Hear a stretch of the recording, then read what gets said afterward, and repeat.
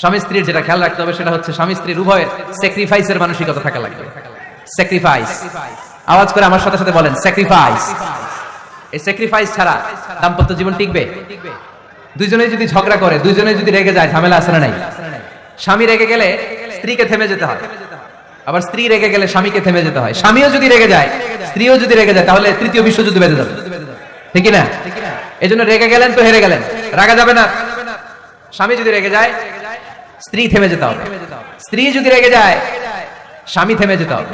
এটাই দাম্পত্য জীবনের সুখ আর সমৃদ্ধির মূল ফর্মুলা। স্যাক্রিফাইস করতে হবে। এর কারণ আপনি যদি দোষ খুঁজতে শুরু করেন, দোষ ছাড়া পৃথিবীতে মানুষ নাই, ঠিক না? No one is perfect in this world. এই পৃথিবীতে কেউই পারফেক্ট না। আপনি যে আপনার স্ত্রীর দোষ খোঁজেন, আপনারও দোষ আছে না নাই? আবার ভাবি যদি আপনার খালি দোষ খোঁজে, ভাবিরও দোষ আছে না নাই? না, এজন্য দোষ খুঁজবেন না, স্যাক্রিফাইস করেন, একটু মানিয়ে নিন। দাম্পত্য জীবনটা এরকমই, একটু ছাড় দিতে হয়, একটু মানিয়ে নিতে হয়। দাম্পত্য জীবনে কখনো মন খারাপ, কখনো মন ভালো, কখনো রোদ, কখনো বৃষ্টি, এই নিয়েই দাম্পত্য জীবন, ঠিক না?